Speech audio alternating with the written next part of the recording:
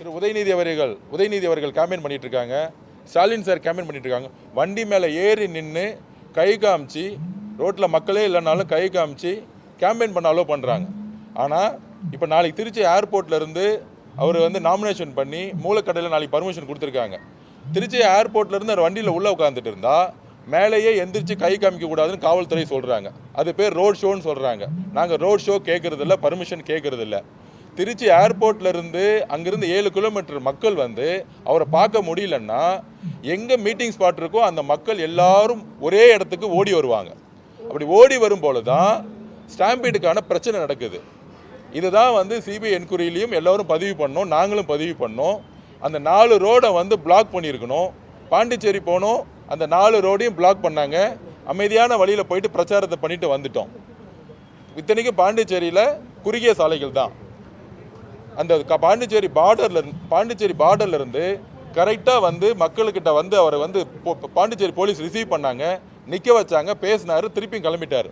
ஆனால் தமிழக காவல்துறை இருக்கக்கூடிய முன்னாள் அதிகாரிகள், முக்கியமாக சிட்டி கமிஷனர், இங்கே சென்னையில் இருக்கக்கூடிய சிட்டி கமிஷனர், பழைய ஏடிஜிபி, நிறைய இடத்துல இருக்கக்கூடிய கமிஷனர், சிட்டியில் இருக்கக்கூடிய கமிஷனர்ஸ், எஸ்பிலாம் இன்னும் திரு மு.க. ஸ்டாலின் அவர்களுடைய பேச்சை கேட்டுக்கிட்டு அவர் இன்னும் திருப்பி ஆட்சிக்கு வருவாருங்கிற ஒரு மனநிலையில் அவர் வந்துட்டா திருப்பி நமக்கு ப்ரமோஷன்ஸ் கிடைக்கும், திருப்பி அவங்க பேச்சை கேட்கணுங்கிற ஒரு ஜனநாயக கடமையிலிருந்து, ஒரு நியூட்ராலிட்டியிலிருந்து ஆனஸ்டான ஒரு அதிகாரிகள் இங்கே இல்லாமல் எங்களுடைய தலைவருடைய பிரச்சாரத்தை முடக்கணுங்கிறதுக்காகவே காவல்துறை எந்த இடத்துலையும் பர்மிஷன் கொடுக்கல. அப்போ எங்களுடைய தலைவருக்கு போகும்பொழுது அந்த இடத்துல நாங்கள் கூப்பிடாத மக்கள், அளவுக்கு அதிகமான மக்கள் வரும்பொழுது பிரச்சனையாகி திருப்பியும் ஏதாச்சும் கரூர் இன்சிடென்ட் நடக்கணும் திமுகவுடைய மு.க. ஸ்டாலின் அவர்கள் நினைக்கிறாரு.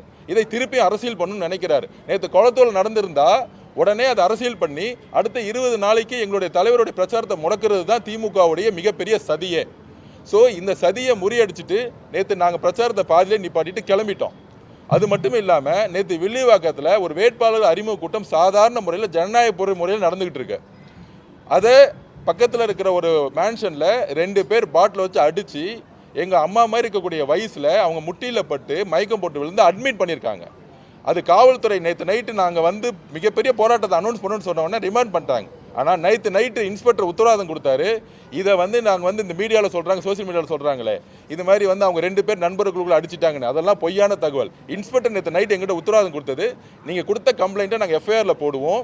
இதில் அந்த ரூமுக்குள்ளே நிறைய பாட்டில் உடைக்கப்பட்டிருக்கு. நாங்கள் சிசிடிவி ஃபுட்டேஜை எடுத்துட்டோம். அதை நாங்கள் இப்போ மேடம்ட்டையும் கொடுத்து தலைமை தேர்தல் அதிகாரிட்டையும் அந்த ஃபுட்டேஜை நாங்கள் கொடுத்துருக்கோம். ரூமுக்குள்ளே எவ்வளோ பாட்டில் இருந்துச்சு, எவ்வளோ பாட்டில் உடச்சி உள்ளே வச்சுருந்தாங்க.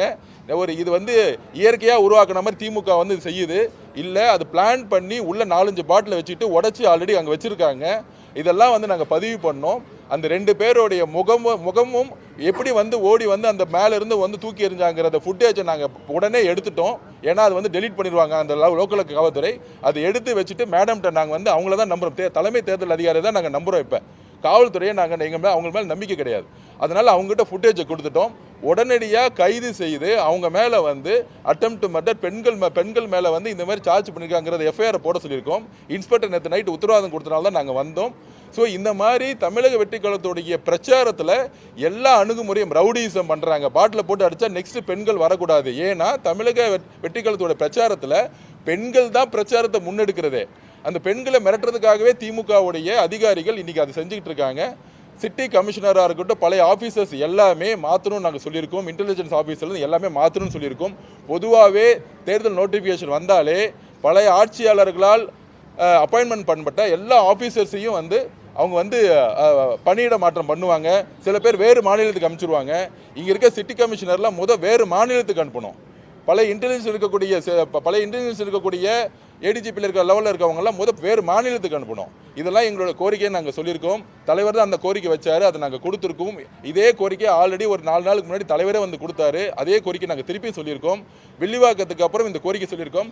2வது, நாளைக்கு நாமினேஷன் முடிச்சுட்டு தமிழ்நாடு முழுவதும் எங்களோட தலைவர் ஒவ்வொரு சாலை வழியாக மக்களை சந்திக்க போகிறாரு, பேச போகிறாரு.